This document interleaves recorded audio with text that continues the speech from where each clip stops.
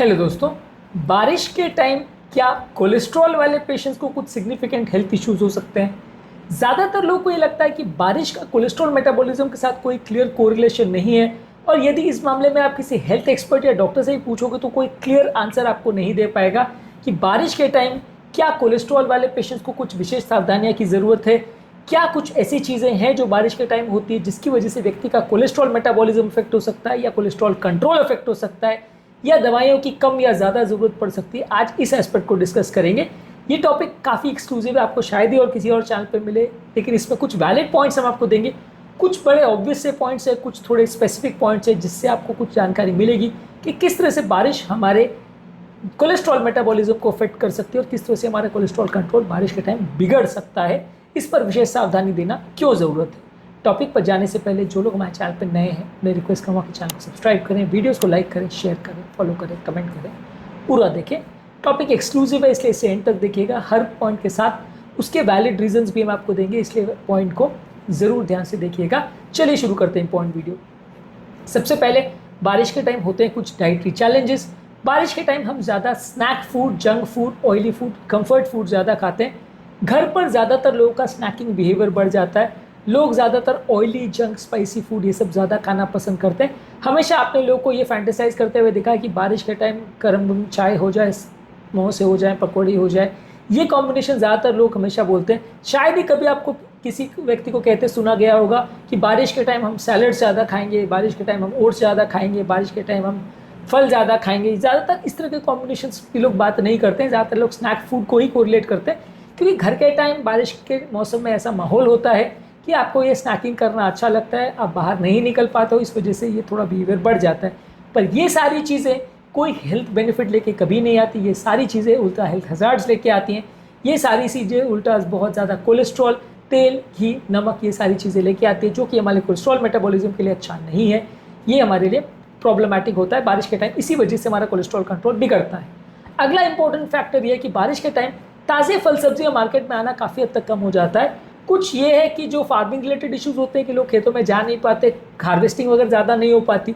इसके अलावा जो हार्वेस्टेड चीज़ें हैं या जो कहीं से स्टोर हाउस से चीज़ें आनी है, वो भी ट्रांसपोर्ट प्रॉब्लम्स की वजह से, रोड्स के इश्यूज़ की वजह से मार्केट्स में ज़्यादा ईजीली आ नहीं पाते। चीज़ें डिले ज़्यादा हो जाती, ख़राब ज़्यादा हो जाती है, चीज़ों में इन्फेक्शन होने का चांस कई गुना ज़्यादा बढ़ जाता है। इसलिए ताज़ा फल सब्जियों का स्टोर जो है बारिश में कंपेरेटिवली कम मिलता है, तो ऑल्टरनेटिवली हम अपना पेट जंक फूड, ऑयली फूड से ज़्यादा बढ़ते हैं, इससे भी हमारा कोलेस्ट्रॉल कंट्रोल बिगड़ता है। इसके अलावा बारिश के टाइम लोगों का लाइफस्टाइल ज़्यादातर इंडोर हो जाता है, आउटडोर एक्टिविटीज़ उनकी रिस्ट्रिक्ट हो जाती हैं। जब हम बाहर नहीं जाएंगे, कोई एक्टिविटी नहीं करेंगे, खेलना कूदना, दौड़ना या आउटडोर एक्टिविटीज़ नहीं करेंगे, तो हमारा मसल टोन कम होगा, बॉडी का मेटाबॉलिज्म कॉम्प्रोमाइज़ होगा और कोलेस्ट्रॉल लेवल्स भी कॉम्प्रोमाइज़ होंगे। तो ये लैक ऑफ एक्सरसाइज भी हमारा एक इंपॉर्टेंट फैक्टर बनता है, जिसकी वजह से हमारा कोलेस्ट्रॉल कंट्रोल बिगड़ता है। अगला इंपॉर्टेंट कारण है कि बारिश के टाइम लोगों का वजन बढ़ जाता है। एक तो लोग बाहर नहीं जा पा रहे हैं, ऑयली फूड ज़्यादा खा रहे हैं, चाय कॉफ़ी ज़्यादा पी रहे हैं, ठंडे बेवरेजेस ज़्यादा पी रहे हैं, ज़्यादा जंक फूड ले रहे हैं, तो ये सारी चीज़ें आपका वजन बढ़ाती हैं। और जब वजन बढ़ाती है तो डायरेक्टली और इनडायरेक्टली इसका हमारे कोलेस्ट्रॉल मेटाबॉलिज्म पे नेगेटिव इम्पैक्ट होता है। तो इसलिए जब वजन बढ़ता है तो कोलेस्ट्रॉल कंट्रोल बिगड़ता है, ये जानना और समझना आवश्यक है। इसके अलावा बारिश के टाइम रेस्पिरेटरी इन्फेक्शन ज़्यादा होते हैं, खांसी, बुखार, जुकाम, ये सारी चीज़ें, लंग के इन्फेक्शन ज़्यादातर बारिश के टाइम होते हैं। ये रेस्पिरेटरी इन्फेक्शन बॉडी में इन्फ्लेमेशन प्रोड्यूस करते हैं, और ये अलग अलग तरह की निमोनिया और इन्फ्लेमेशन जो हैं, बहुत सारे तरह के क्लॉटिंग फैक्टर्स या बहुत सारे तरह के कार्डियोवैस्कुलर इश्यूज क्रिएट करते हैं, कोलेस्ट्रॉल मेटाबॉलिज्म को भी डायरेक्टली इनडायरेक्टली इफेक्ट करते हैं। किसी भी तरह का बॉडी में इन्फ्लेमेशन या इन्फेक्शन अगर होता है तो वो हमारे कोलेस्ट्रॉल मेटाबॉलिज्म को और उससे रिलेटेड कॉम्प्लिकेशंस यानी हार्ट अटैक और लकवे को अफेक्ट करता है।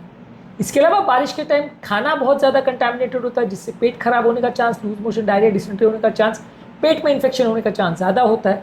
पानी भी ज़्यादा कॉम्प्रोमाइज़ होता है, इसलिए ख़राब पानी की वजह से हेल्थ हज़ार्ड ज़्यादा होते हैं। ये हर तरह के इन्फेक्शंस बारिश के टाइम हमारी हेल्थ प्रॉब्लम्स बढ़ाते हैं, ओवरऑल कार्डियोवैस्कुलर सिस्टम को कॉम्प्रोमाइज़ करते हैं। तो ये सारे ही इंपॉर्टेंट चीज़ें हैं जो बारिश के टाइम हमारे कोलेस्ट्रॉल मेटाबॉलिज्म को इनडायरेक्ट वे में अफेक्ट करते हैं। इसके अलावा कुछ मानसिक इश्यूज़ भी होते हैं। ओवरऑल बारिश के टाइम थोड़ा वेदर का इम्पैक्ट ऐसा होता है कि ज़्यादा स्ट्रेस और एंग्जाइटी होती है, घर के अंदर आप बंदे बंदे रहते हो, ज़्यादा ग्लूमी एनवायरनमेंट रहता है, इसलिए डिप्रेशन ज़्यादा होता है। और ओवरऑल ये सारी चीज़ें जब बॉडी में स्ट्रेस हार्मोन्स बनाता है तो कोलेस्ट्रॉल मेटाबॉलिज्म को अफेक्ट करता है। इसके अलावा बारिश में हमारे सोशल इंटरेक्शंस कॉम्प्रोमाइज़ हो जाते हैं, हम लोगों से मिलने नहीं जा पाते, लोगों के साथ टाइम स्पेंड नहीं करते, नॉर्मली अपने फैमिली फ्रेंड्स और रिलेटिव्स के साथ जब हम ज़्यादा स्पेंड टाइम करते हैं, बाहर उनके साथ अगर घूमने को जाते हैं तो माइंड हल्का हो जाता है, स्ट्रेस हार्मोन्स कम बनते हैं। जब हम घर पर बंदे बंदे रह जाते हैं तो अक्सर ये मेटाबॉलिज्म कॉम्प्रोमाइज़ हो जाता है, जिसकी वजह से हमारे बॉडी में स्ट्रेस हार्मोन ज़्यादा बनते हैं और ओवरऑल सोशल इंट्रैक्शंस कम होने की वजह से हमारा बॉडी ज़्यादा कोलेस्ट्रॉल मेटाबोलाइज करने लगता है, ज़्यादा कोलेस्ट्रॉल बनने लगता है, नेगेटिव इम्पैक्ट होता है। ये सारे स्ट्रेस हार्मोन जितने ज़्यादा बॉडी में बनेंगे उतना वजन आपका ज़्यादा बढ़ेगा, नींद ज़्यादा कॉम्प्रोमाइज़ होगी और कोलेस्ट्रॉल ज़्यादा बढ़ेगा। इसके अलावा कुछ स्टडीज़ ने यह भी शो किया कि वातावरण में मौजूद ह्यूमिडिटी की वजह से लोगों की नींद कॉम्प्रोमाइज़ होती है। नींद कॉम्प्रोमाइज़ होने से भी स्ट्रेस हार्मोन ज़्यादा बनेंगे, जिसकी वजह से आपका ओवरऑल कोलेस्ट्रॉल मेटाबॉलिज्म अफेक्ट होता है। इसके अलावा कुछ स्टडीज़ ने यह भी शो किया कि ह्यूमिडिटी की वजह से मसल्स पेन और जॉइंट पेन ज़्यादा होते हैं। चोट लगने के बाद भी मसलों में पेन ज़्यादा होता है। इसकी वजह से भी कई पेशेंट्स में ऐसा देखा गया है कि लोग बाहर नहीं जा पाते, बाहर नहीं जा पाएंगे तो एक्सरसाइज नहीं होगी, एक्सरसाइज नहीं होगी तो वजन बढ़ेगा, वजन बढ़ेगा तो कोलेस्ट्रॉल मेटाबॉलिज्म अफेक्ट होगा। तो ये एक इनडायरेक्ट तरीका है जिससे बारिश का सीजन आपके कोलेस्ट्रॉल मेटाबॉलिज्म को अफेक्ट करता है। इसके अलावा बारिश में हाइड्रेशन कॉम्प्रोमाइज़ होता है। अब लोग बोलेंगे हाइड्रेशन क्यों कॉम्प्रोमाइज़ होता है, जब वातावरण में इतना पानी है, सब जगह पानी पानी, तो हम पानी अंदर क्यों नहीं रहेगा बॉडी में? तो उसका कारण ये है कि बारिश की वजह से हमें प्यास कम लगती है। वातावरण में मौजूद उमस या ह्यूमिडिटी हमें मुंह को गीला रखती है, सूखा नहीं होने देती। जब मुंह नहीं सूखता तो प्यास नहीं लगती और हम कम पानी पीते हैं, और कम पानी पीने की वजह से ब्लड की क्लॉटिंग टेंडेंसी इफेक्ट होती है, बॉडी का मेटाबॉलिज्म नेगेटिवली इफेक्ट होता है। डिहाइड्रेशन इसका एक इंपॉर्टेंट रिस्क फैक्टर है। तो इफेक्टिव डिहाइड्रेशन जो बॉडी का होता है वो भी हमारे ओवरऑल कोलेस्ट्रॉल मेटाबॉलिज्म को अफेक्ट करता है। इसके अलावा हम चाय, कॉफ़ी और अल्कोहल भी बारिश के टाइम ज़्यादा लेते हैं। ये चाय, कॉफ़ी और अल्कोहल जो हम लेते हैं वो भी बॉडी का इफेक्टिव वॉल्यूम को कम करता है, पेशाब ज़्यादा बढ़ाता है, बॉडी को डिहाइड्रेट करता है। इससे भी कोलेस्ट्रॉल मेटाबॉलिज्म अफेक्ट करता है। और ऑब्वियसली ये चाय, कॉफ़ी और जो अल्कोहल है उसमें एम्प्टी कैलोरीज या फालतू की कैलोरीज और भी होती हैं, ये भी हमारा वजन बढ़ाती है और इससे भी कोलेस्ट्रॉल मेटाबॉलिज्म अफेक्ट होता है। बारिश की वजह से हम डॉक्टरों के पास नहीं जा पाते, डॉक्टर्स का जो फॉलोअप रहता है, अगर विजिट रहता है उस टाइम पर बारिश हो गया तो नहीं जा पाते, कई बार जाते हैं डॉक्टर नहीं मिलता है, तो इसकी वजह से डॉक्टरों से मिलना कॉम्प्रोमाइज़ हो जाता है। हमारी दवाइयाँ जो रेगुलर चल रही है वो बंद हो जाती है या वो मिस हो जाती है।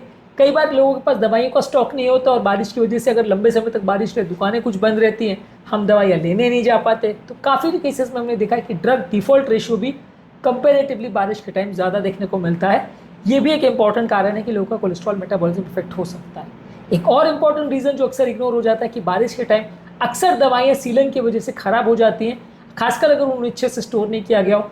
अब ये दवाई हम खा तो लेते हैं लेकिन सीलन की वजह से उनका उतना इफेक्ट नहीं आता या बिल्कुल इफेक्ट नहीं आता जब अब इनको लेते हैं। अब ये सारे ही इनइफेक्टिव दवाइयाँ हमारे कोलेस्ट्रॉल मेटाबॉलिज्म को अफेक्ट कर सकती है। जब हम चेक करते हैं तो पता चलता है कि कोलेस्ट्रॉल वैल्यूज़ नॉर्मल जितना हम एक्सपेक्ट कर रहे हैं उससे कई गुना ज़्यादा है।